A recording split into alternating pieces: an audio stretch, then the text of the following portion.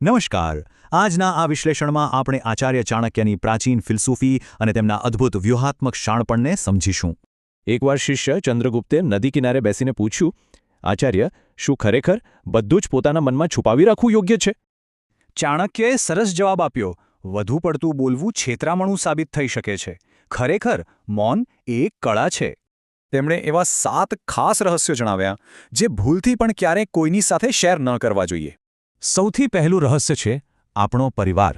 ઘર અને પરિવારની આંતરિક સમસ્યાઓ ક્યારે બહારના લોકોને ન જણાવવી. કારણ કે લોકો મદદ કરવાને બદલે આ વાતોનો ફાયદો ઉઠાવીને ઘરની તિરાડોને વધુ મોટી કરતા હોય છે. બીજું, આપણી પોતાની સંપત્તિ અને આવક. આ વસ્તુ ક્યારે પણ જાહેરમાં લોકો સામે પ્રગટ ન કરવી જોઈએ. એક રાજાએ અહંકારમાં પોતાનો ખજાનો બતાવ્યો. પરિણામ, થોડા જ દિવસોમાં દુશ્મનોએ હુમલો કરી તેને લૂંટી લીધો. એટલે જ તો કહેવાય છે ને કે સંપત્તિ હંમેશા ગુપ્ત રાખવામાં આવે તો જ સૌથી સુરક્ષિત રહે છે. ત્રીજી વાત, આપણી ભવિષ્યની યોજનાઓ.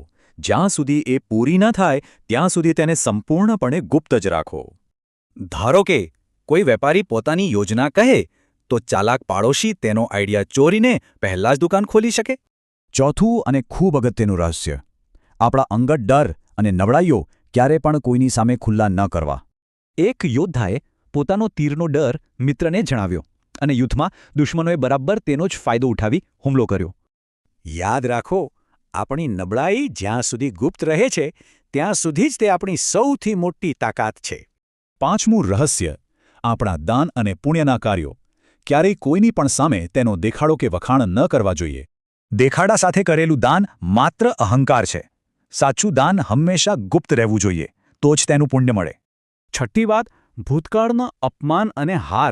આ વાતો વારંવાર લોકો સમક્ષ ન જ કરવી જોઈએ, બિલકુલ નહીં. હારનો દુઃખ વારંવાર ગાવાથી દુનિયા આપણને સહાનુભૂતિ નથી આપતી, ઉલટાનો પાછળથી આપણી મજાક ઉડાવે છે. એટલે જ અપમાનને યાદ રાખીને દુઃખી થવા કરતાં તેને અંદરની શક્તિમાં ફેરવવું એ જ સૌથી મોટો વિજય છે.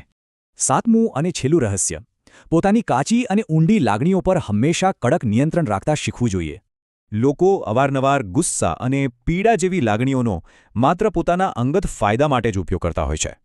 ચાણક્ય કહેતા કે રાજા ભલે અંદર આગની જેમ બળતો હોય પણ બહારથી તેણે એકદમ શાંત દેખાવું જોઈએ. ખરેખર આ મૌન અને ગુપ્તતા એ જીવનનું સૌથી મોટું કવચ છે. તેને ધારણ કરનારને કોઈ ક્યારે તોડી નહીં શકે. તો હવે વિચાર કરો, આજે આપણે આપણું કયું ગહન રહસ્ય આપણા હૃદયમાં સુરક્ષિત રીતે છુપાવીને રાખીશું?